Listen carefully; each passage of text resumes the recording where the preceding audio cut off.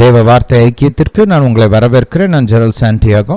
நீங்கள் கேட்டுக்கொண்டிருப்பது இயேசுவை அறிந்து கொள்ளுங்கள். இந்த ப்ரோக்ராம் முழுக்க முழுக்க ஆண்டவராக இயேசு கிறிஸ்துவை குறித்தது. ஆண்டவராகிய இயேசு கிறிஸ்து யார், அவர் எப்படிப்பட்டவர், அவருடைய போதனைகள் என்ன, அவருடைய கிரியைகள் என்ன, அவர் மனுக்குலத்துக்கு ஒன்று பண்ணின மீட்பு, அவர் மூலமாக நமக்கு கொடுக்கப்படுகிற பாவம் மன்னிப்பு, ரட்சிப்பு, நித்திய ஜீவன், இவைகளை குறித்த ஒரு போதனை. இந்த போதனையில் இந்த ப்ரோக்ராம் நீங்கள் தொடர்ந்து ஒவ்வொரு ஞாயிற்றுக்கிழமையும் கேட்டிங்கன்னா ஆண்டவராக இயேசு கிறிஸ்துவை குறித்த ஒரு சரியான வெளிச்சத்தை பெற்றுக்கொள்வீர்கள். ஒரு அக்யூரேட்டான துல்லியமான அறிவை அடைவீர்கள்.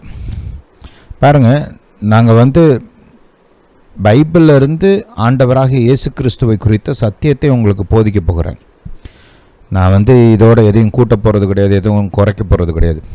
பைபிள் எப்படி ஆண்டவராக இயேசு கிறிஸ்துவை சித்தரித்திருக்கிறதோ அந்த விதமாகவே நான் உங்களுக்கு இயேசுவை போதிக்க போகிறேன். அதனால் இந்த ப்ரோக்ராம்ஸ் நீங்கள் தொடர்ந்து கேட்டிங்கன்னா இயேசுவை குறித்த உண்மையான வெளிச்சத்தை, சத்தியத்தை அறிந்து கொள்வீர்கள். இன்னொன்று, நீங்கள் ஆல்ரெடி ரட்சிக்கப்பட்ட கிறிஸ்துவனாக இருந்தால் நீங்கள் ஆண்டவராக இயேசு கிறிஸ்துவை குறித்த அறிவில் பலப்படுவீங்க, வளருவீங்க. அவரை குறித்த விசுவாசத்தில் இன்னும் வளருவீங்க, அவருடைய கிருபையில் வளருவீங்க. அது மட்டுமல்ல, இன்னும் முக்கியமாக ஆண்டவராகிய இயேசுவை நீங்கள் மற்றவர்களுக்கு அறிமுகப்படுத்துவதற்கு, மற்றவர்களுக்கு இயேசுவை நீங்கள் போதிப்பதற்கு, பிரசங்கிப்பதற்கு ஆயத்தம் பண்ணப்படுவீர்கள். உங்களுக்கு ஒரு ட்ரைனிங் உண்டாகும், ஒரு ப்ரிப்பரேஷன் உண்டாகும். ஹல்லேலூயா, ஹல்லேலூயா டு ஜீசஸ். அதனால் தொடர்ந்து ஒவ்வொரு வாரமும் ஞாயிற்றுக்கிழமைகளில் சாயங்காலங்களில் இந்த ப்ரோக்ராமை நீங்கள் கேட்டு பயன்பெற வேண்டுமா உங்களை உற்சாகப்படுத்துகிறேன். இப்போ ஜெபிக்கலாம். ஹல்லேலூயா, ஹல்லேலூயா டு ஜீசஸ். பிதாவை, இயேசுவின் நாமத்தினால் வருகிறோம். தாப்பனே, ஆண்டவராக இயேசுவை நீர் எங்களுக்கு வெளிப்படுத்த வேண்டுமா ஜெபிக்கிறோம். ஆண்டவராக இயேசு கிறிஸ்துவை குறித்த ஞானம், புத்தி, அறிவு, வெளிச்சத்தை எங்களுக்கு கொடுக்க வேண்டுமா ஜெபிக்கிறோம். எங்கள் கண்கள் திறக்கப்படட்டும். ஆண்டவராக இயேசு கிறிஸ்துவை குறித்த மகிமையான வெளிச்சம் எங்களுக்கு உண்டாகட்டும். தாப்பனே, நீர் எங்களோடு கூட பேச வேண்டுமா ஜெபிக்கிறோம். உம்முடைய விலையேறப்பட்ட வார்த்தைகளை போதிக்க வேண்டுமா ஜெபிக்கிறோம். இந்த காலத்திற்கு எங்களுக்கு தேவையான சரியான வார்த்தைகளை கொடுக்க வேண்டுமா ஜெபிக்கிறோம். எங்கள் வாழ்க்கைக்கு தேவையான பதில்கள் வெளிப்பட வேண்டுமா ஜெபிக்கிறோம். பிதாவே, என்னுடைய சத்தத்தை கேட்டுக்கொண்டு இருக்கிற ஒவ்வொருவருக்கும் தாப்பனே, அவங்க வாழ்க்கையில் எந்த இடத்துல உம்முடைய உதவி தேவையோ அந்த இடத்துல உம்முடைய உதவி உண்டாகட்டும். பிதாவை, நீங்கள் அப்படியே செய்கிறபடியால் ஸ்தோத்திரம். இயேசுவின் நாமத்தினால் பிதாவே, ஆமென். ஹல்லேலூயா, ஹல்லேலூயா டு ஜீசஸ். நாம் ஆண்டவராக இயேசு கிறிஸ்துவை குறித்து பல வாரங்களாக தியானித்து கொண்டு வருகிறோம்.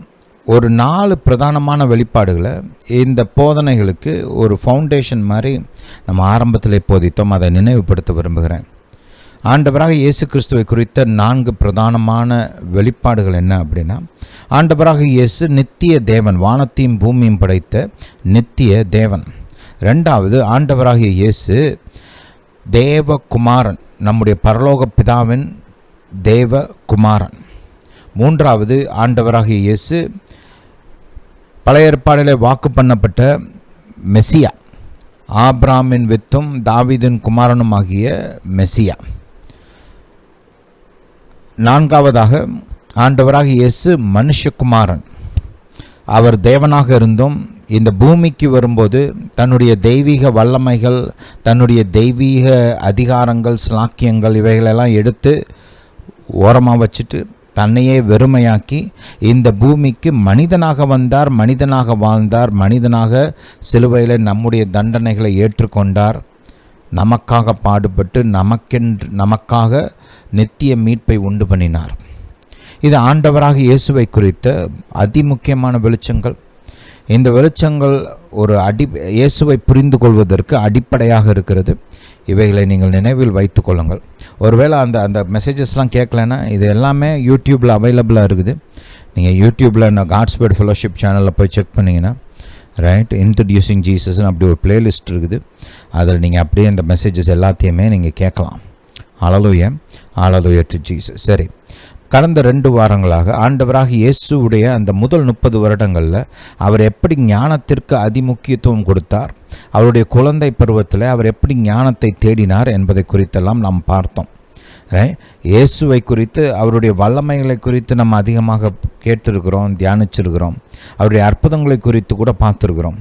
ஆனால் அவர் ஞானத்திற்கு எவ்வளவு முக்கியத்துவம் கொடுத்தார், அவர் எப்படி ஞானத்தினால் அபிஷேகம் செய்யப்பட்டிருந்தார், ஞானம் நிறைந்தவராயிருந்தார், ஞானத்தில் எப்படி பெருகினார் என்பதை குறித்து நம்ம பொதுவாகவே அதிகமாக நம்ம கிறிஸ்துவ உலகத்தில் தியானிக்கிறதில்ல. ஆனால் இது ரொம்ப ஒரு இயேசுடைய வாழ்க்கையிலையும் சரி, அவருடைய ஊழியத்திலையும் சரி, இந்த ஞானம் ஒரு பிரதானமான இடத்தை வகிக்கிறது. அதனால்தான் அதை குறித்து நம்ம தியானிக்க ஆரம்பித்தோம். இயேசுடைய அந்த குழந்தை பருவத்தில் எவ்வளோ காரியங்கள் நடந்திருந்தாலும் ஆவியானவர் குறிப்பாக அந்த ஞானம் சம்பந்தப்பட்ட ஒரே ஒரு ஈவெண்ட், ஒரே ஒரு இன்சிடெண்ட்டை தான் நமக்கு அங்கே வெளிப்படுத்தி காண்பிக்கிறார் லூக்கா 2ஆம் அதிகாரத்தில். அதனால் இவைகளை குறித்தெல்லாம் பார்த்தோம். இன்றைக்கி போன வாரத்தில் ஆண்டவராக இயேசு எப்படி சாலமோனை காட்டிலும் பெரியவராக இருக்கிறார் அப்படின்றத குறிச்செல்லாம் நம்ம பார்த்தோம். இன்றைக்கி அதை கொஞ்சம் லேசாக ரிவ்யூ பண்ணிவிட்டு அதே வெயினில் அந்த ஞானத்தை குறித்த காரியத்திலே நம்ம தொடர்ந்து ஒரு சில காரியங்களை பார்க்க போகிறோம். இதெல்லாம் இயேசுடைய ஊழியத்துக்கு அடித்தளமாக இருக்கிறது இந்த வெளிப்பாடுகள்லாம். அதனால் இதை நேரம் எடுத்து தியானிப்பது நமக்கு பிரயோஜனமாக இருக்கும். வாசிப்போம் மறுபடியும் லூக்கா 2ஆம் அதிகாரம். ஹல்லேலூயா டு ஜீசஸ். லூக்கா 2ஆம் அதிகாரம் 40ஆம் வசனத்தை வாசிப்போம்.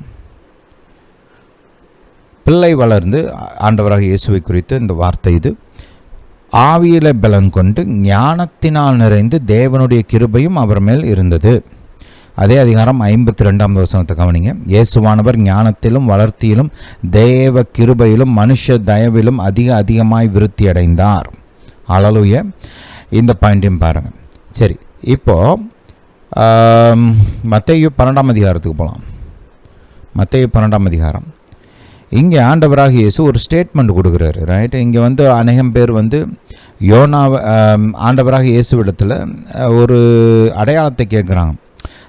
ஆண்டவராக இயேசு ஆயிரக்கணக்கான அற்புதங்களை செய்கிறார். மரித்தோரை உயிரோடு எழுப்புறாரு, குருடர்கள் பார்க்குறாங்க, செவிடர்கள் கேட்குறாங்க, முடவர்கள் நடக்கிறாங்க, குஷ்டரோகிகள் குணமாகறாங்க, சாப்பாடு இப்போ கர்த்தர் இயற்கைக்கு அப்பாற்பட்ட விதத்தில் பெருகச் செய்கிறார். இப்படி என்னென்னமோ அடையாளம்லாம் பார்த்துட்டு, அற்புதங்களெல்லாம் பார்த்துட்டு, அதுக்கப்புறமும் இவங்களுக்கு ஒரு அடையாளம் வேணுமா. இவங்க அடையாளம் கேட்டதோட நோக்கம் புரிந்து கொள்வதற்காகவோ அறிந்து கொள்வதற்காகவோ அல்ல. இது ஒரு இவ்வளோ பார்த்ததுக்கப்புறமும் எங்களுக்கு இன்னும் என்னமோ வேணும் அப்படின்னு கேட்குறாங்க. இதோடைய இதுக்கு பின்னணியை பார்த்தோம்னா அவ்விசுவாசம், கீழ்ப்படியாமை, ஏற்றுக்கொள்ள ஒரு மனமில்லாத ஒரு சூழ்நிலையை நம்ம இங்கே பார்க்குறோம். சும்மா என்னத்துக்கோ இன்னொரு அடையாளத்தை கொடுங்க, இவ்வளோ செஞ்சீங்க, சரி இருக்கட்டும், வேற இன்னொன்று கொடுங்க. இந்த பழைய ஏற்பாட்டில் பார்த்தீங்கன்னா இந்த இஸ்ரவேல் ஜனங்கள் அங்கே கர்த்தர் வானத்துலேருந்து மன்னாவை பொழிஞ்சார், உண்மைதான். கற்பாறையிலேருந்து தண்ணி ஓடச் செய்தார் வனாந்திரத்தில், ஆறு மாதிரி, அதுவும் ஓகே. அவரால் நமக்கு மாம்சத்தை கொடுக்க முடியுமா அப்படின்னு கேட்குறாங்க. கர்த்தரை சோதித்தார்கள் என்று வேதம் போதிக்கிறது. அது ஒரு விசுவாசத்தில் அவங்க ஏறெடுத்த ஒரு விண்ணப்பமோ இல்லை அவங்களுக்குள்ளே இருந்த ஒரு ஆசையோ இல்லை. அவங்க எப்படி கேட்குறாங்கன்னா அவரை சோதிக்கும் விதத்தில் கேட்குறாங்க. இங்கேயும் அதே தான் நடக்குது. அதனால் ஏசப்பா சொல்கிற உனக்கு ஒரு மண்ணாங்கட்டியும் கிடையாது, உனக்கு ஒரு அடையாளமும் கிடையாது. யோனாவின் அடையாளம்லாம் சொல்கிறார். நம்ம அதுக்குள்ளெல்லாம் போக வேண்டாம். முதல்ல தன்னை யோனாவை காட்டிலும் பெரியவர் என்று போதிக்கிறார். அடுத்து பார்த்திங்கன்னா சாலமோனை காட்டிலும் பெரியவர் அப்படின்னு போதிக்கிறார். இந்த யோனா பார்த்திங்கன்னா பெரிய பிரசங்கி. அவர் போதித்த அந்த பிரசங்கத்தின் மூலமாக அசீரிய பட்டணத்தின் தலைநகரமாகிய நினைவ மக்கள், ராஜால் ஆரம்பித்து கடைசி குடிமகன் வரைக்கும் எல்லாரும் அப்படியே மனம் திரும்பினாங்க. வானத்தையும் பூமியும் படைத்த கர்த்தருக்கு முன்பாக தங்களை தாழ்த்தி கொண்டார்கள். அவங்களாம் ஆபிரகாமின் தேவனை வழிபடுறவங்க கிடையாது, அவங்களாம் வேறு தெய்வங்களை வழிபட்டவங்க. ஆனாலுமே யோனா தீர்க்கதரிசி போய் அங்கே பிரசங்கம் பண்ணப்போ அவர்கள் அனைவரும், ராஜா முதல் கொண்டு கடைசி குடிமகன் வரைக்கும் எல்லாருமே வானத்தையும் படைத்த பூமியும் படைத்த கர்த்தருக்கு முன்பாக தங்களை தாழ்த்தி கொண்டு மனம் திரும்பினார்கள். அவ்வளோ பெரிய பிரசங்கியார் யோனா. அப்படிப்பட்ட யோனாவை காட்டிலும் கர்த்தர் சொல்கிறார் நான் பெரியவர் அப்படின்னு சொல்கிறார். அது உண்மை. அதே போல் அடுத்து அதே மூச்சில் கர்த்தர் 42வது வசனத்தில் நான் என்ன சொன்னாருன்றதை கொஞ்சம் பாருங்கள். 42 மற்றும் 42 போதும். தென் தேசத்து ராஜஸ்திரி பூமியின் எல்லைகளிலிருந்து சாலமனுடைய ஞானத்தை கேட்க வந்தாள். இதோ சாலமனிலும் பெரியவர் இங்கே இருக்கிறார். ஹல்லேலூயா. ஆதலால் நியாய தீர்ப்பில் இந்த ராஜஸ்திரி இந்த சந்ததியோடு எழுந்து நின்று இவர்கள் மேல் குற்றம் சுமத்துவாள். இந்த இன்சிடெண்ட்டை நம்ம பழைய ஏற்பாட்டில் போய் பார்க்குறது நல்லது. அப்போ தான் உங்களுக்கு சாலமன் எவ்வளோ பெரிய ஆளுன்றது அப்போ தான் உங்களுக்கு வழங்கும். சாலமனை காட்டிலும் இயேசு பெரியவர் என்றால் அப்போ இயேசு எவ்வளவு பெரியவராக இருப்பார் ஞானத்தில் அப்படின்றது அப்போ தான் நம்மளுக்கு கொஞ்சம் சரியாக விளங்கும். இங்கே 1 ராஜாக்கள் 4ஆம் அதிகாரத்தில் போய் பார்த்தோம்னா வேதம் நமக்கு இந்த விதமாக சொல்கிறது. 29ஆம் வசனத்திலிருந்தே வாசிப்போம். தேவன் சாலமனுக்கு மிகுதியான ஞானத்தையும் புத்தியையும் கடற்கரை மணலத்தனையான மனோ விருத்தியையும் கொடுத்தார். எப்படியா கர்த்தர் ஒரு மனோ விருத்தி, அதாவது இங்கிலீஷில் லார்ஜ்னஸ் ஆஃப் ஹார்ட், அவனுடைய மனதோடைய அளவை விஸ்தாரப்படுத்துகிறார். அப்படியே அவனுடைய எண்ணங்கள், அவனால் புரிந்து கொள்ளக்கூடிய அந்த தன்மை, அந்த கெப்பாசிட்டியை அப்படியே இன்க்ரீஸ் பண்ணுறாரு. ஹல்லேலூயா. மணலத்தனையான யோசனைகள், யோசிச்சு பாருங்க. அந்த எண்ணிக்கையில் அவ்வளோ பெருசாக யோசிக்கக்கூடிய அளவுக்கு, அந்த அளவுக்கு பெருசாக யோசிக்கக்கூடிய அளவுக்கு சாலமனுக்கு ஞானத்தை கொடுத்தார். 30ஆம் வசனத்தை கவனிங்க. சகல கிழக்கத்தி புத்திரரின் ஞானத்தையும் எகிப்தியரின் சகல ஞானத்தை பார்க்கிலும் சாலமனின் ஞானம் சிறந்ததாக இருந்தது. இவருங்க கிழக்கத்தி புத்திரர்னா யார்? இஸ்ரவேலுக்கு கிழக்கில் இருந்த எல்லாரும். நம் கிழக்கு தேசத்தில் பெரிய சிவிலைசேஷன்ஸ்னால் எது? இந்தியன் நம்முடைய இந்திய கலாச்சாரம், நம்முடைய இந்திய சிவிலைசேஷன், அப்புறம் சீனர்கள் இல்லையா, இந்தியர்கள் சீனர்கள், இவங்க தான் கொஞ்சம் நல்ல கிராண்ட் சிவிலைசேஷன்ஸ்னால் இது 2 தான் கிழக்கு தேசங்களில். அதுக்கப்புறம் அதே மாதிரி அந்த காலத்தில், அந்த காலகட்டங்களெல்லாம் தலைச்சிறந்த ஒரு ஒரு ஒரு சிவிலைசேஷன் எது அப்படின்னு பார்த்தோம்னா அது எகிப்தியரோட சிவிலைசேஷன் தான். ரைட். அவங்களுடைய ஞானம் தான் அந்த காலத்தில் உலகத்திலே பெருசாக இருந்துச்சு. அப்போ அவங்க எல்லாத்தையும் காட்டிலும், இந்தியர்களை காட்டிலும் சீனர்களை காட்டிலும் இங்கிட்டு இருக்கிற அந்த காலத்தில் எல்லாரை காட்டிலும் பெரியவர்களாக இருந்த அந்த எகிப்திய அந்த கலாச்சாரங்கள், எகிப்திய ஞானத்தை காட்டிலும் சாலமனுடைய ஞானம் பெரிதாக இருந்தது. புரியுதா? ஹல்லேலூயா. 31 கவனிங்க. அவன் எஸ்ராகியனாகிய ஏத்தானிலும் எமான் கல்கோல் தர்த்தா என்னும் மாக்கோலின் குமாரரிலும், கவனிங்க, மற்ற எல்லா மனுஷரிலும், மொத்தமாக சேர்த்து சொல்கிறார். கிழக்கத்திய தேசங்க புத்திரர், அப்புறம் எகிப்தியர், அதுக்கப்புறம் குறிப்பாக ஒரு 4 பேரை சொல்கிறார். ரைட். ஏன்னா ஞானத்துக்கு பேர் போன இந்த 4 பேர் அவங்கள காட்டிலும் பெரியவனாக இருந்தான். யார்? சாலமன். அதுக்கப்புறம் என்ன சொல்கிறாரு? மற்ற எல்லா மனுஷரிலும். இப்போ உலகத்தில் இருக்க எல்லாத்தையும் கொண்டு வந்துட்டாராங்க. இந்தியனார், சீன தேசத்துக்காரனார், இல்லை ஆப்பிரிக்காவில், நீ எகிப்தியனார், எந்த ஊரில் இருந்தாலும், எந்த ஊரில் இருக்கிற ஆளை காட்டிலும் சாலமனுக்கு தான் ஞானம் ஜாஸ்தி. ஹல்லேலூயா. ஹல்லேலூயா டு ஜீசஸ். அவர் பாருங்கள், தெய்வீக ஞானத்தை மட்டும் பேசலை, அவர் இயற்கையை குறித்தெல்லாம் பல காரியங்களை பேசியிருக்கிறார். திறமைக்கு அடுத்த பல காரியங்களையும் பேசுகிறார். நீங்கள் நீதிமொழிகள் பார்த்தாலே தெரியுது இல்லையா? ஆனால் இங்கே சொல்லப்படுது பாருங்கள், 32ஆம் வசனம். அவன் 3000 நீதிமொழிகளையும் சொன்னான். அவனுடைய பாட்டுகள் 1005. லெபனோனில் இருக்கிற கேதுரு மரங்கள் முதற்கொண்டு சுவரில் முளைக்கிற ஈசோப்பு பூண்டு வரைக்கும் உள்ள மரம் முதலிய தாவரங்களை குறித்தும் மிருகங்கள், பறவைகள், ஊரும் பிராணிகள், மச்சங்கள் ஆகிய இவைகளை குறித்தும் வாக்கியங்களை சொன்னான். ஆதாமை போல ஒரு ஞானம் இருந்துச்சு. ஆதாம் பார்த்திங்கன்னா எல்லா மிருகங்களுக்கும் அவன் தான் பேர் வைக்கிறான். அந்தந்த மிருகத்தோட தன்மையை கரெக்டாக அறிந்து அந்த தன்மைக்கு ஏற்ற சரியான நாமத்தை ஆதாம் அந்த மிருகங்களுக்கு கொடுத்தான் இல்லையா? அப்போ இங்கே சாலமனுக்கு அந்த ரேஞ்சில் ஞானம் இருக்குது, அதை காட்டிலும் ஜாஸ்தி இருக்குது. பாருங்க, எல்லா செடி கொடி மரம் மிருகங்கள் பறவைகள் எல்லாத்த குறிச்சும் பேசுகிறார், கரெக்டாக பேசுகிறாரு. அதுதான் முக்கியம். சும்மா வளர்றதில்லை.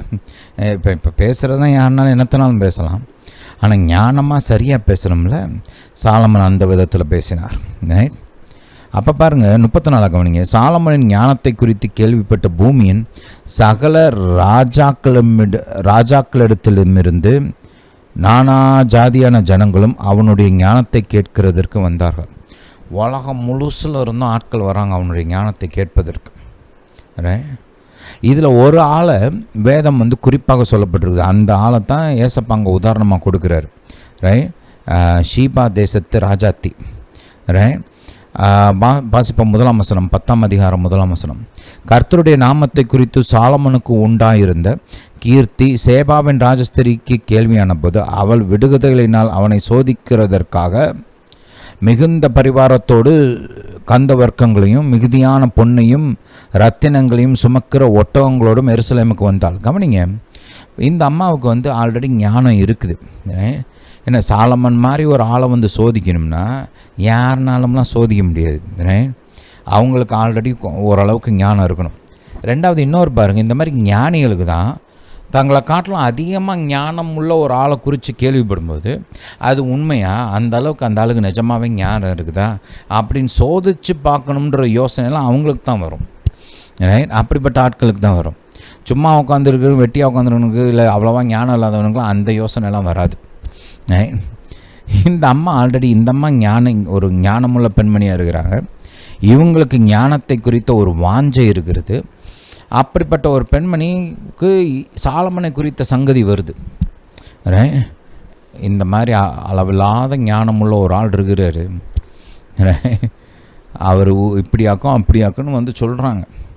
சொன்னோன்னே இந்த அம்மாவுக்கு சரி நம்ம போய் நேராக பார்த்து நிஜமாகவே இந்த ஆளுக்கு இவ்வளோ ஞானம் இருக்குதான்னு டெஸ்ட் பண்ணிடுவோம் அப்படின்னு அந்த அம்மா கிளம்பி வராங்க. அப்படி கிளம்பி வந்தவங்க பாருங்கள், அவ்வளோ காசை கொண்டு வராங்க. அந்த அம்மா ராணி இல்லை, பார்க்க வந்தது ஒரு பெரிய ராஜாவை. அதனால் அவங்க நிறைய ஒரு கிஃப்ட்ஸோடு வராங்க சாலமனுக்கு கொடுக்கறதுக்குன்னே. சரி, இதெல்லாம் மைண்டில் வச்சுக்கோங்க. வந்தவங்க அவள் 2வது வசனத்தோட 2வது பகுதி, அவள் சாலமனிடத்தில் வந்தபோது தன் மனதில் இருந்த எல்லாவற்றையும் அவனிடத்தில் சம்பாஷித்தாள். இதெல்லாம் ஒரு இன்டெலிஜென்ட் டிஸ்கஷன். இப்போ உங்களுக்கு ஞாபகம் இருக்கும், ஆண்டவராக இயேசு தேவாலயத்தில் அந்த வேத பாரகர்கள் மத்தியில், டாக்டர்ஸ் ஆஃப் த லா, அவங்க மத்தியில் உட்காந்து அவங்க பேசுகிறத கேட்குறாரு.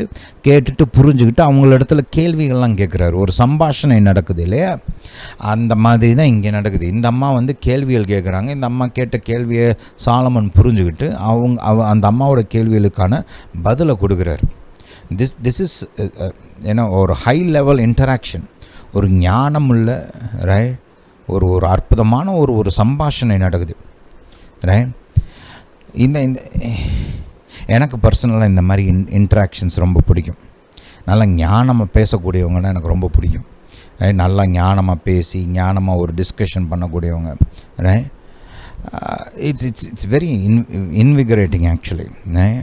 இதெல்லாம் ஒரு ஹை லெவல் இன்டராக்ஷன்ஸ். இந்த மாதிரி ஒரு சம்பாஷணையெல்லாம் கேட்குறதுக்கே கொடுத்து வச்சுருக்கணும். 3வது வசனத்தை பார்ப்போம். அப்பொழுது சாலமன் அவள் கேட்டவைகளை எல்லாம் விடுவித்தான்.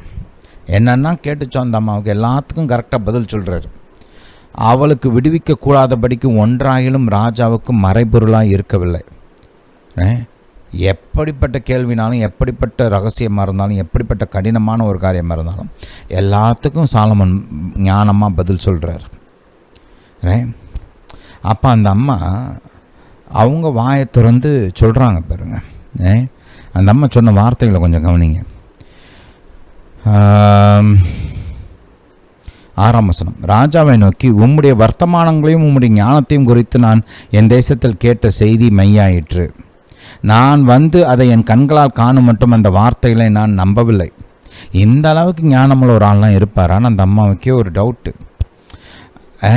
இவைகளில் பாதியாகிலும் எனக்கு அறிவிக்கப்படவில்லை என்று காண்கிறேன். பாருங்கள், பொதுவாக பாருங்கள், இருக்கிறத 10 மடங்காக கூட்டி சொல்கிறது தான் வழக்கம், மக்களோட வழக்கம் இல்லையா?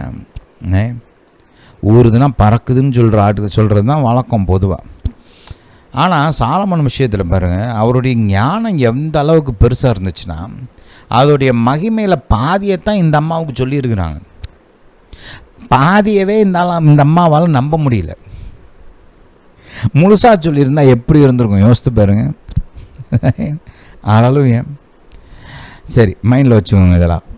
அப்போ அந்த அம்மாவே சொல்லுது, ஓப்பனாக சொல்லுது, இவைகளில் பாதியாயிலும் எனக்கு அறிவிக்கப்படவில்லை என்று காண்கிறேன். நான் கேள்விப்பட்ட பிரஸ்தாபத்தை பார்க்கிலும் உம்முடைய ஞானமும் செல்வமும் அதிகமாக இருக்கிறது. அப்போ அந்த அம்மா ஒன்று சொல்கிறாங்க பாருங்கள் 8ஆம் வசனத்தில், உம்முடைய ஜனங்கள் பாக்கியவான்கள்.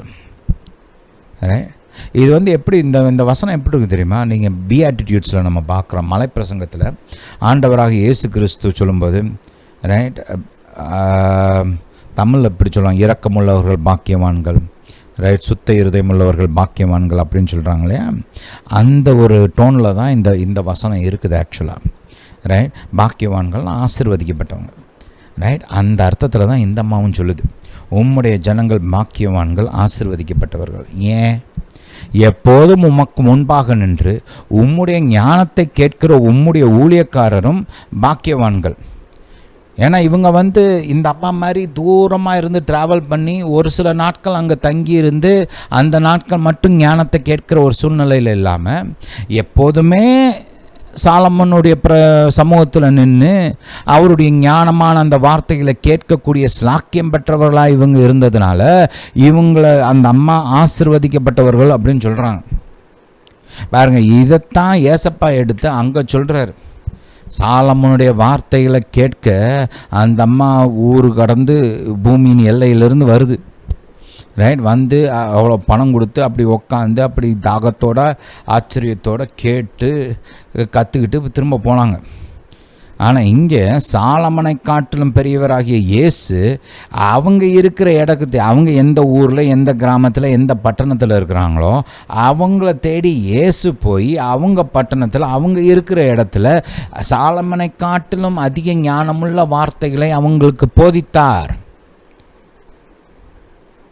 ஆகவே அதுக்கு அவங்க சரியாக ரெஸ்பாண்ட் பண்ணாததுனால தான் கர்த்தர் சொல்கிறாரு, அந்த ஸ்திரீ கடைசி காலங்களில் எந்திரிச்சு நின்று உங்களை கண்டம் பண்ணுவா, அதாவது நியாய தீர்ப்பு மாதிரி பேசுவா, ரைட், நியாயம் தீர்த்து பேசுவாள் அப்படின்னு சொல்கிறார்.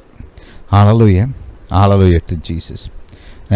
ஏன்னா அந்த அம்மா பாருங்கள், ஊர் கடந்து ஆறு கடந்து மலை கடந்து பூமியின் எல்லையிலேருந்து வந்திருக்குது. அவ்வளோ காசை செலவழித்து அவ்வளோ காசை தூக்கிக்கிட்டு சாலமனுக்கு கிஃப்ட் வேறு கொடுக்குறாங்க அந்த அம்மா. ரைட், இவ்வளவு முயற்சி எடுத்து அந்த அம்மா அந்த ஞானத்தை கேட்க வந்தாங்க. ரைட், ஹல்லேலூயா. ஆனால் இவங்க இருக்கிற ஊருக்கே ஏசப்பா அவங்க வசிக்கிற தெருவுக்கு நின்று இவங்களுக்கு சாலமனை காட்டிலும் அதிக ஞானமுள்ள காரியங்களை போதிச்சுட்ருக்கிறாரு. அதை இவங்க சரியாக கேட்டு அதுக்கு ஏற்ற விதத்தில் மனம் திரும்பாமல் உட்காந்துருந்ததுனால தான் சொல்கிறார் கர்த்தர் அந்த அம்மா நியாய தீர்ப்பு நாளில் எந்திரிச்சு உங்கள் மீது குற்றம் சுமத்துவாள் அப்படின்னு சொல்கிறார். ஹல்லேலூயா. இயேசு சாலமனை காட்டிலும் பெரியவராக இருந்தார். சாலமனை காட்டிலும் பெரியவராக இருந்தார். சாலமனுடைய ஞானத்தை கேட்குறதுக்கு ராஜாக்கள்லாம் வந்தாங்க. ஊரில் இருந்து எல்லா பூமியில் இருக்க பல தேசங்கள்லேருந்து ராஜாக்கள் வர்றாங்க. ராஜாக்களுடைய அந்த ஸ்தானாதிபதிகள் வராங்க. இவர் பேசுகிற அந்த ஞானத்தை கேட்குறதுக்குன்னே வராங்க, அதுக்குன்னே வராங்க, காசு தூக்கிக்கிட்டு வராங்க. ஹல்லேலூயா, ஹல்லேலூயா டு ஜீசஸ். இயேசு இதனால தான் பாருங்கள், இயேசுடைய வாழ்க்கையில் இந்த ஞானம் ஒரு பெரிய இடத்தை வகித்தது. அதுக்கு இன்னொரு பெரிய காரணம் இருக்குது. ஏன்னா இயேசு ஒரு பக்கம் நியாயப்பிரமாணத்தில் பிதா சொன்ன அந்த கட்டளைகளை அப்படியே கேட்டார், ரைட், கேட்டு தன்னுடைய வாழ்க்கையில் அப்ளை பண்ணுறாரு. இன்னொன்று, இயேசு பிதாவை பிரதிபலித்தார். ஹல்லேலூயா. பிதா எப்படிப்பட்டவர்? நம்ம பாருங்கள், பிதாவை குறித்து யோசிக்கும் போது கூட பல நேரத்தில் அவர் சர்வ வல்லவர்னு யோசிக்கிறோம், அது கரெக்டு தான். ஆனால் அவருடைய ஞானத்தை குறித்து நம்ம அதிகமாக யோசிக்கிறது கிடையாது பொதுவாக. இப்போ அவருடைய படைப்புகளை குறித்து நம்ம யோசிக்கும் போது கூட அநேக நேரங்களில் அவருடைய வல்லமையை குறித்து யோசிக்கிறோம், கரெக்டு தான் அதெல்லாம். ஆனால் அவருடைய ஞானத்தை குறித்து நம்ம அதிகமாக சிந்திப்பது இல்லை. பொதுவாக கிறிஸ்தவ சமுதாயத்தில் பார்த்தீங்கன்னா அந்த விதமாக கர்த்தருடைய அந்த அளவில்லாத அந்த ஞானம், அந்த படைப்புக்கு பின்பாக இருக்கிற அந்த ஞானத்தை பொதுவாக நம்ம யோசித்து பார்ப்பது இல்லை. வல்லமையை பார்க்குறோம், வல்லமையை குறித்து யோசிக்கிறோம், ஆனால் ஞானத்தை குறித்து அதிகமாக யோசிப்பது இல்லை. ஆதியாகமம் 1ஆம் அதிகாரத்தில் படைப்பை குறித்து பேசும்போது பொதுவாக அந்த வல்லமை தான் நமக்கு வெளிப்படுத்தப்படுகிறது, கரெக்டு தான், ரைட், உண்மை தான் அது. அதே மாதிரி ஏசியா தீர்க்கதரிசியின் புஸ்தகம் 40ஆம் அதிகாரத்தில் பார்த்திங்கன்னா அங்கே வல்லமையும் போதிக்கப்படுகிறது, அந்த ஞானமும் கொஞ்சம் கொஞ்சம் சொல்லப்படுகிறது. ஆனால் நீதிமொழிகளில் எடுத்து படித்து பார்த்திங்கன்னா அங்கே கர்த்தர் எப்படி ஞானத்தை பயன்படுத்தினார், ஞானத்துக்கு எவ்வளவு முக்கியத்துவம் கொடுக்கிறார் என்பது அங்கே போதிக்கப்படுகிறது. நீங்கள் பார்த்தீங்கன்னா பைபிளில் கர்த்தர் வேணுக்கும்னு எல்லா வெளிச்சத்தையும் ஒரே இடத்துல வைக்க மாட்டார், மெனக்கட்டே அப்படி செய்வார். ஒரு காரியத்தை குறித்த வெளிச்சத்தை பல இடங்களில் பரப்பி வச்சிருப்பார். நாம் தேடி கண்டுபிடிக்கணும்னு சொல்லியே, வாஞ்சையுள்ளவர்கள் அதை தேடட்டும், தேடி கண்டுபிடிக்கட்டும்னு சொல்லியே கர்த்தர் மெனக்கட்டு ஒரு காரியத்தை குறித்த இன்ஃபர்மேஷனை பைபிள் முழுசாக பரப்பி வச்சிருக்கிறார். இப்போ படைப்பை குறித்த வெளிச்சத்தில் ஒரு பகுதி தான் முதல் அதிகாரத்துக்கு, ஆதியாகமம் முதல் அதிகாரத்தில் இருக்குது. அதை குறித்த பல மற்ற வெளிச்சங்கள் பைபிளில் இருக்கிற மற்ற பகுதிகளை பரப்பி வச்சிருக்கிறார் கர்த்தர். அப்படி ஒரு காரியத்தை நம்ம இன்றைக்கி பார்க்க போகிறோம். நீதிமொழிகள் 3ஆம் அதிகாரம் 19ஆம் வசனத்தை வாசிப்போம். இங்கே பாருங்கள், கர்த்தர் என்ன சொல்கிறாரு? கர்த்தர் ஞானத்தினாலே பூமியை அஸ்திபாரப்படுத்தி, பாருங்கள், ஒரு காரியத்தை அஸ்திபாரப்படுத்தணும்னா அதுக்கு என்ன வேணுமா? ஞானம் வேண்டுமா? இதில் பல காரியங்கள் இருக்குது, அதை கொஞ்சம் பார்ப்போம். கர்த்தர் ஞானத்தினாலே பூமியை அஸ்திபாரப்படுத்தினார், புத்தியினாலே வானங்களை ஸ்தாபித்தார். Established. First built, right? Built, founded, அந்த மாதிரி, ரைட்? ஸ்தாபித்தார்னா established, right? அடுத்து பாருங்கள் 20ஆம் வசனம், அவருடைய ஞானத்தினாலே ஆழங்கள் பிரிந்தது, ஆகாயமும் பனியை பெய்கிறது. பாருங்கள், வல்லமைனால்னு இந்த இடத்துல சொல்ல, இதுக்கு பின்னாடி வல்லமை நிச்சயமாக இருக்குது, தயவுசெய்து தப்பாக புரிஞ்சுக்காதீங்க. வல்லமை இல்லைன்னா ஞானம் ஒரு ஐடியாவை மட்டுமா தான் இருக்கும். ஐடியாவை செயல்படுத்தணும்னா வல்லமை வேணும். ஆனால் வல்லமை சரியான விதத்தில் பயன்படுத்துவதற்கு ஞானம் வேணும். பாருங்கள், ஞானம் இல்லைன்னா வல்லமை உங்களால் சரியாக பயன்படுத்த முடியாது. ஒரு குறிப்பான காரியத்தை, நன்மை செய்கிற காரியத்தை, நிலைத்திருக்கிற காரியத்தை உங்களால் உருவாக்க முடியாது. ஞானமும் வல்லமையும் சேர்ந்து செயல்படும்போது தான் மகிமையான காரியங்கள் உண்டாகும், நடப்பிக்கப்படும், ரைட்? வல்லமை குறித்து நம்ம பொதுவாக பார்க்குறோம். இன்றைக்கி நம்ம இந்த ஞானத்தை குறித்து பார்ப்போம், ரைட்?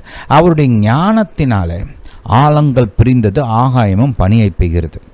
பாருங்கள், இங்கே ஒரு பிரின்சிபல் சொல்லப்படுகிறது. என்ன? ஒரு காரியத்தை நீங்கள் ஸ்தாபிக்கணும், கட்டணும், பில்ட் பண்ணணும், அதை சரியாக செயல்பட வைக்கணும், நன்மைகளால் அதை நிரப்பணும் அப்படின்னா அதுக்கு இந்த ஞானம், புத்தி, அறிவு வேணும்ன்றது இங்கேயே போதிக்கப்படுகிறது. கர்த்தரை ஞானம், புத்தி, அறிவை பயன்படுத்தி தான் இந்த படைப்புகளை உருவாக்குறாரு, அதை நன்மைகள்னால நிரப்புறார், சரியான விதத்தில் அவைகளை செயல்பட வைக்கிறார், ரைட்? பூமிக்கு அஸ்திபாரத்தை கொடுத்துருக்கிறாரு, ரைட்? வானங்களை ஸ்தாபிச்சிருக்கிறாரு. ஞானத்தினால ஆழங்கள்லாம் கரெக்டாக பிரிஞ்சிருக்குது, கரெக்டாக செயல்படுது. ஆகாயம் பனி பெய்கிறது. இதெல்லாம் செயல்படுகிற விதங்கள் இல்லையா? அதோட மெக்கானிசம்ஸ், ரைட்? அப்போது இதுக்கு எல்லாத்துக்கும் பின்னாடி என்ன இருக்குது? கர்த்தருடைய ஞானம் இருக்கிறது. அப்போது இங்கே கர்த்தர் எப்படிப்பட்டவர்? தன்னுடைய வெறும் வல்லமையின் மூலமாக மட்டும் செயல்படுகிறவர் இல்லை, கர்த்தர் ஞானம், புத்தி, அறிவினால் செயல்படுகிறவர், ரைட்? வல்லமை ப்ளஸ் ஞானம் ரெண்டும். ஹல்லேலூயா. இதுதான் கர்த்தருடைய குணாதிசயம், கர்த்தருடைய மெத்தட் ஆஃப் ஆப்ரேஷன். இதை மைண்டில் வச்சுக்கோங்க. இப்போ 8ஆம் அதிகாரத்துக்கு போங்க, நீதிமொழிகள் 8க்கு போங்க. இங்கே பார்த்தீங்கன்னா ஞானம் ஒரு மோனோலாக் மாதிரி. இந்த சில சமயம் இந்த நியூஸ்லாம் பார்த்துருந்தீங்கன்னா ஒரு சில நியூஸ் ஆங்கர்ஸ் இப்படி செய்வாங்க. ஒரு சிலர் கரெக்டாக டைரெக்டாக அந்த இதுக்கு மட்டும் போயிடுவாங்க, ரைட்? அது பேர் என்ன? அன்றைக்கி இருக்கிற அந்த நியூஸுக்கு போய் அந்த நியூஸை குறித்து பேச ஆரம்பிப்பாங்க. ஒரு சில ஆங்கர்ஸ்லாம் என்ன பண்ணுவாங்க அப்படின்னா, அவங்களுடைய செக்மெண்ட் ஆரம்பிக்கும்போது ஒரு மோனோலாக் மாதிரி கொடுப்பாங்க. ஏதாவது ஒரு காரியம் அவங்க இருதயத்தில், அவங்க மனசில் இருக்கும். அந்த காரியங்களை குறித்து அவங்க பார்த்திங்கன்னா ஒரு 5 நிமிஷம் அப்படி நம்ம தொடர்ச்சியாக பேசிக்கிட்டே இருப்பாங்க. மோனோலாக் அப்படின்வாங்க. அவங்க மட்டும்தான் பேசுவாங்க. மற்ற அந்த செக்மெண்ட்டோட மற்ற பகுதிகளில் மற்றவங்க கூட கலந்துரையாடுவாங்க, ரைட்? மற்றவங்களோட ஒப்பீனியன்ஸ்லாம் அங்கே கொடுக்கப்படும். ஆனால் இந்த ஃபஸ்ட்டு செக்மெண்ட்டில், இன்ட்ரடக்டரி செக்மெண்ட்டில் பார்த்திங்கன்னா அவங்க மட்டும்தான் பேசுவாங்க, ரைட்? அவங்களுடைய கருத்தை மட்டும் சொல்லுவாங்க. அது அந்த ஒரு மோனோலாக். மோனோனா ஒரு ஆள் தன்னை குறித்தோ இல்லை ஒரு காரியத்தை குறித்தோ அவங்க மட்டும் பேசுகிறது, ரைட்? அந்த விதத்தில் பார்த்திங்கன்னா இங்கே ஞானத்துடைய பேச்சு இங்கே நமக்கு ரெக்கார்ட் பண்ணி கொடுக்கப்படுகிறது. ஞானம் என்ன சொல்லுகிறது அப்படின்னு கர்த்தர் இங்கே ரெக்கார்ட் பண்ணி வச்சுருக்கிறார், ஹல்லேலூயா. அப்படி தன்னை குறித்து ஞானம் சொன்ன காரியங்களை இன்னைக்கு கொஞ்சம் கவனிப்போம். 22வது வசனத்தை கொஞ்சம் பாருங்கள். 8ஆம் அதிகாரம் 22ஆம் வசனம்.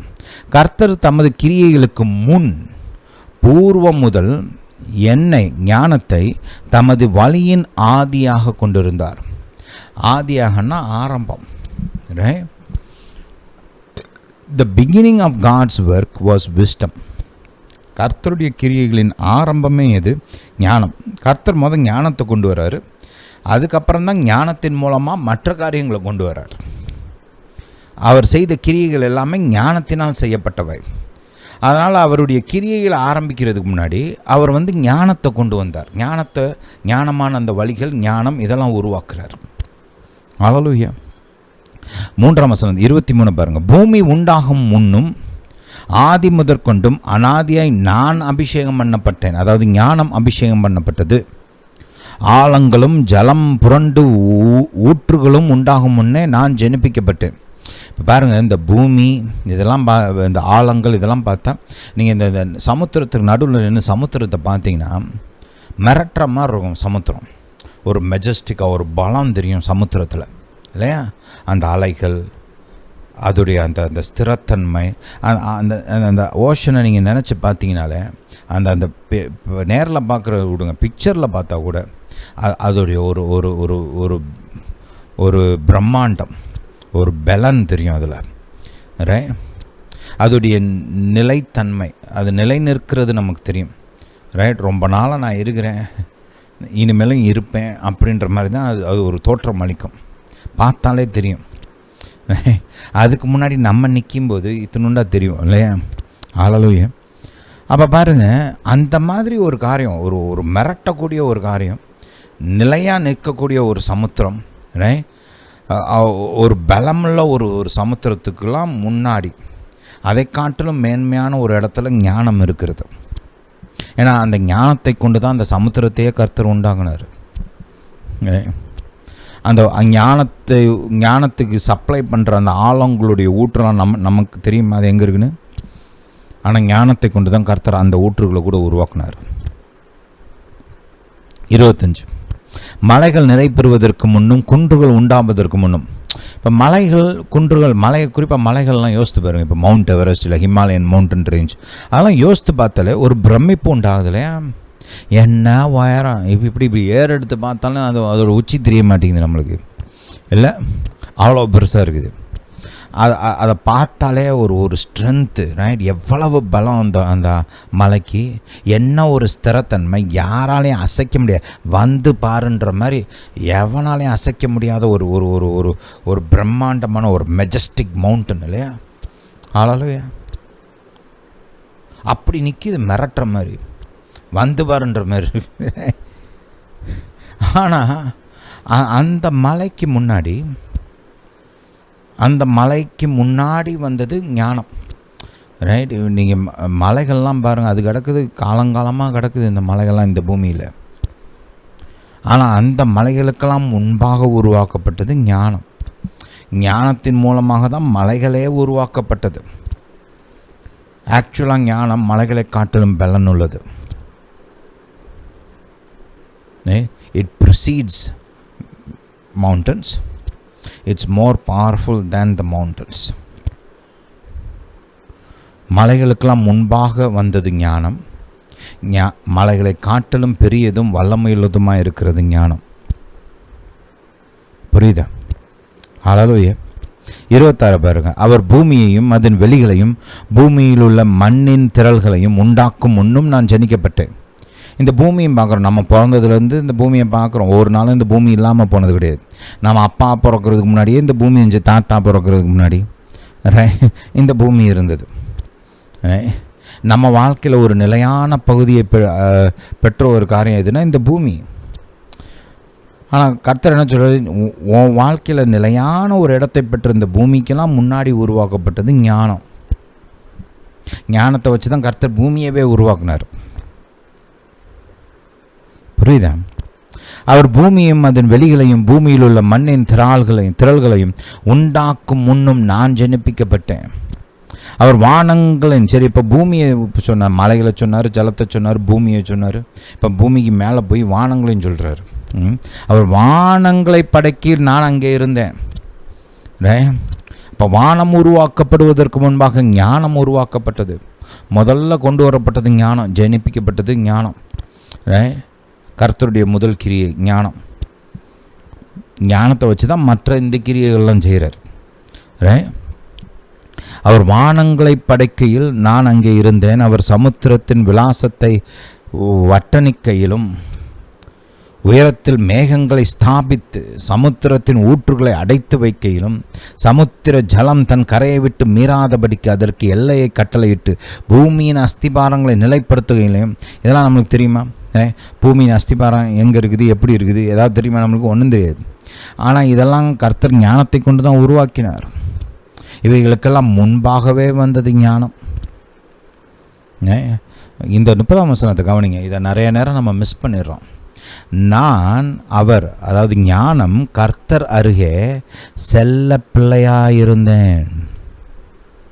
என்ன பிள்ளையாய்? செல்ல பிள்ளையாய். ஞானம் கர்த்தருக்கு ஒரு செல்லமான காரியம். இங்கிலீஷில் டிலைட் அப்படின்னு போட்டிருப்பாங்க. ஞானத்தில் கர்த்தர் பிரியப்படுறார். பிதாவுக்கு ஞானம்னா ரொம்ப பிடிக்கும். நம்ம சில சமயம் ஞானத்தை குறித்து ரொம்ப அசால்ட்டாக பேசிடுறோம், கவனமில்லாமல் பேசிடுறோம், கொஞ்சம் முக்கியம் இல்லை அப்படின்ற ஒரு மாதிரியெல்லாம் பேசிடுறோம். அப்படிலாம் பேசாதீங்க, சரி கிடையாது. அது ஞானம் இல்லைன்னா கர்த்தாவே ஞானம் கொடுங்கன்னு கேட்டு வாங்கிக்கணும். நம்மள்ட்ட இல்லைன்றதுனால ஞானத்தை தவறாக இல்லை தரக்குறைவாக பேசக்கூடாது. அது என்னமோ தேவையில்லை, முக்கியம் இல்லைன்ற மாதிரிலாம் பேசக்கூடாது. ஏன்னா கர்த்தரின் பார்வையில் ஞானம்தான் பிரதானம். ஞானம் அவருக்கு செல்ல பிள்ளை மாதிரி. அதில் கர்த்தர் பிரியப்படுறார். அப்போ ஞானத்தில் கர்த்தர் பிரியப்படுறாருன்னா, இப்போ உதாரணத்துக்கு பாருங்கள், சாலமன் ராஜா உனக்கு என்ன வேணும்னு கர்த்தர் கேட்டப்போ ஞானம் வேணும்னு கேட்குறாரு. அவர் ஞானத்தை கேட்டுட்டான்னு சொல்லி கர்த்தருக்கு ஒரே சந்தோஷம். எந்த அளவுக்கு சந்தோஷம்னா, அவன் கேட்காத அந்த ஐஸ்வர்யத்தை சேர்த்து கொடுக்குறாரு. அதுவும் சும்மா கொடுக்கல. ஏதோ காசு கொஞ்சம் கூட வச்சுக்கப்பா, 1000 ரூபா கேட்டால் இந்த 2000 வச்சுக்க, அப்படி இல்லை. ஞானம் கேட்டால் இந்த உனக்கு நான் செல்வத்தையும் கொடுக்குறேன். எந்த அளவுக்குன்னா, பூமியில் வேறு யாரை காட்டிலும் அதிகமான செல்வத்தை உனக்கு கொடுக்குறேன் அப்படின்னு கொடுக்குறாரு. அப்போ அவருக்கு எந்த அளவுக்கு சந்தோஷமாக இருந்திருக்குன்னு யோசித்து பாருங்க. அந்த அளவுக்கு ஒரு வெகுமதியை சேர்த்து கொடுக்குறாரு. அப்படின்னா அவர் கேட்ட அந்த ரிக்வெஸ்ட்டு கர்த்தரை எந்த அளவுக்கு பிரியப்படுத்தி இருக்குன்றதை கொஞ்சம் யோசிச்சு பாருங்களேன். இப்போ நம்மளாம் யாராவது சும்மாலாம் தூக்கி கொடுப்போமா? நம்மளை யாராவது ரொம்ப சந்தோஷப்படுத்திட்டாங்க, நம்மளுக்கு ரொம்ப பிரியமான விதத்தில் ஏதோ செஞ்சுட்டாங்கன்னா தான் நம்ம அப்படி லிமிட்டெல்லாம் கிராஸ் பண்ணி நிறையா செய்வோம் இல்லையா? அந்த மாதிரி தான் இங்கே சாலமன் கேட்ட அந்த ரெக்வெஸ்ட் கர்த்தரை எந்த அளவில்லாமல் பிரியப்படுத்துது. என்ன ஒரு என்ன ஒரு காரியத்தை கேட்டான்ப்பா, எனக்கு பிரியமானதை கேட்டான் அப்படின்னு சொல்லி தான் அந்த ஐஸ்வர்யத்தையும் சேர்த்து தூக்கி கொடுக்குறாரு. ஹல்லேலூயா. ஞானம் கர்த்தருக்கு அவ்வளோ பிரியமான ஒரு காரியம். நித்தம் அவருடைய மனமகிழ்ச்சியாக இருந்து எப்பொழுதும் அவர் சமூகத்தில் களி கூர்ந்தேன். அவருடைய பூலோகத்தில் சந்தோஷப்பட்டு மனுமக்களுடனே மகிழ்ந்து கொண்டிருந்தேன். சரி, போதும். எப்போ இங்கே கொஞ்சம் பாயிண்ட்டை கொஞ்சம் கவனிங்க. ஞானம் கர்த்தருடைய பார்வையில் விலையேறப்பட்டதாக இருக்குது. அதுக்கு ஒரு முதன்மையான இடத்த கர்த்தர் கொடுக்குறாரு. ஒரு பிரதானமான இடத்துல கர்த்தர் வச்சிருக்கிறாரு. நம்முடைய பார்வையிலையும் ஞானம் அப்படிப்பட்ட ஒரு பிரதானமான முதன்மையான இடத்துல தான் இருக்கணும். ஆண்டவராக இயேசு பிதாவுக்கு இது பிரியமாக இருக்குதுன்னு தெரிஞ்சு 30 வருஷமாக அதை தேடுறதையே வேலையாக வச்சுருந்தார். அவருடைய முதல் 30 ஆண்டுகளில் கர்த்தருடைய பார்வையில் ஞானம் பிரதானமானது, கர்த்தருடைய பார்வையில் ஞானம் முதன்மையானது அப்படின்றத அறிந்து அதை தேடுவதை தன்னுடைய நோக்கமாக வைத்து 30 ஆண்டுகள் அதைத்தான் தேடினார். அதுக்கு முக்கியத்துவம் கொடுத்து அதை தன்னுடைய வாழ்வில் பிரதானப்படுத்தி ஞானத்தை அவர் தேடினார். இந்த விதத்தில் தான் அவர் சாலமனை காட்டிலும் பெரியவராக மாறினார். அப்படி தேடிதான். புரியுதா? ஹல்லேலூயா, ஹல்லேலூயா டு ஜீசஸ். சரி, இன்னும் ஒரு சில காரியங்களை ஞானத்தை குறித்து, இயேசுடைய வாழ்வில் ஞானத்தின் முக்கியத்துவத்தை குறித்து அடுத்த வாரம் நம்ம பார்க்கலாம். இப்பொழுது இயேசுவை ஏற்றுக்கொள்ளாதவர்கள் உங்கள் மத்தியில் யாராவது இருந்தீங்கன்னா அவங்களுக்காக நான் ஜெபிக்க விரும்புகிறேன். ரைட், ஆண்டவராக இயேசு நித்திய ஜீவனுக்கு ஒரே வழியாக இருக்கிறார். அவருடைய நாமத்தில் மட்டும்தான் ரட்சிப்பு, பாவ மன்னிப்புக்கு வேறு வழியே கிடையாது. இயேசு மாத்திரமே வழி. இயேசுவை ஏற்றுக்கொள்வதை தள்ளி போடாதீங்க. இயேசு தான் ஜீவாதிபதி, அவர்கிட்ட தான் ஜீவன் இருக்கிறது. அவர் ஒருவர் மட்டும்தான் நம்மளை நரகத்துக்கு தப்பி வைக்க முடியும். அவர் ஒருவர் மட்டுமே வானத்துக்கு வாசலாக இருக்கிறார். அவர் இல்லாமல் வேறு வழியே கிடையாது பரலோகத்துக்கு. அதனால் உங்களுடைய பரலோக அந்த டெஸ்டினியை தள்ளி போடாதீங்க. இந்த மாதிரி முடிவெல்லாம் தள்ளி போடக்கூடாது, உடனே செஞ்சிடணும். இன்று இப்பொழுதே உங்களுக்கான அந்த மொமெண்ட் பயன்படுத்திக்கங்க. என்னோடு கூட சேர்ந்து ஜெபிங்க. இந்த ஜெபத்தை இருதயத்திலிருந்து செய்யணும். இது ஒரு மந்திரம் கிடையாது. கர்த்தர் உங்களுடைய இருதயத்தை பார்க்கிறார். நீங்கள் விரும்பி ஏற்றுக்கொள்கிறீங்களா? ஏன்னா கர்த்தரை நீங்கள் விரும்பி ஏற்றுக்கொண்டால் தான் அவர் வருவார். ரைட், வேண்டா வெறுப்பாக ஏற்றுக்கொள்கிறதுக்கெலாம் அவர் மரியாதையை கொடுக்க மாட்டார். ஃபோர்ஸ் பண்ணி யாரையாவது ஏற்றுக்கொள்ள வைக்கிறதுலாம் கிறிஸ்துவ வழக்கமே கிடையாது.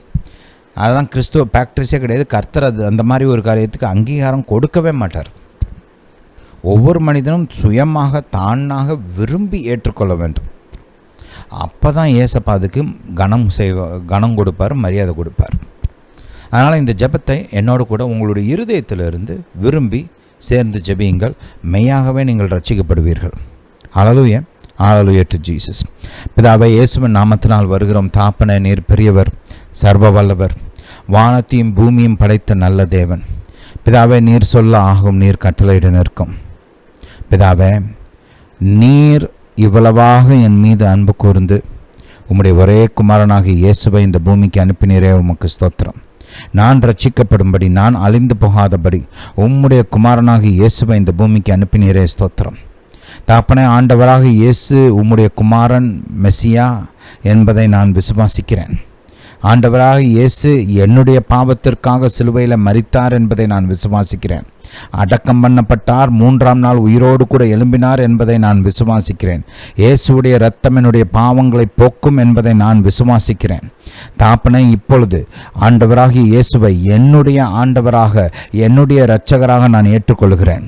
பிதாவே, இப்பொழுது நான் தைரியமாக அறிக்கை செய்கிறேன், இயேசுவே என் ஆண்டவர், இயேசுவே என் இரட்சகர்.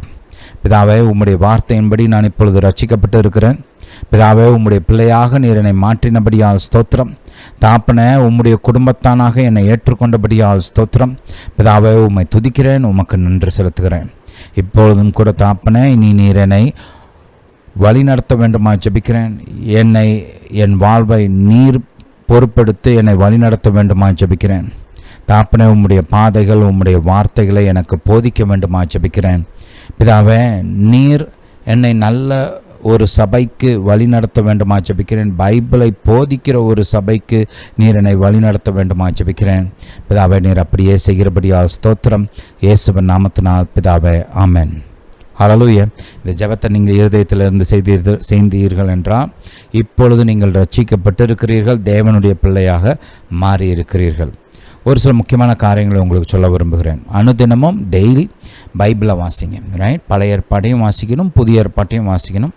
பைபிள் படிக்காமல் கிறிஸ்துவ வாழ்க்கை வாழ்வதற்கு சாத்தியக்கூறே கிடையாது. அதனால் கட்டாயமாக அனுதினமும் பைபிளை வாசிங்க. ரெண்டாவது, ஒவ்வொரு நாளும் பிதாவாகிய தேவனிடத்தில் இயேசுவின் நாமத்தில் ஜெபம் பண்ணுங்க.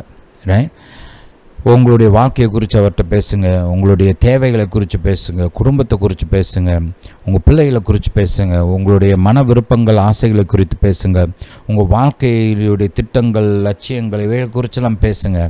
உங்களுடைய வேலைகள், உங்களுடைய தொழில், ரைட், உங்கள் குடும்பத்தில் இருக்கிற ஏதாவது பிரச்சனைகள், சொந்த வாழ்க்கையில் இருக்கிற பிரச்சனைகள், ரைட், இதை குறித்தெல்லாம் நீங்கள் பேசுங்க. கர்த்தர் உங்கள் வாழ்க்கையில் உங்களுக்கு உதவி செய்வார்.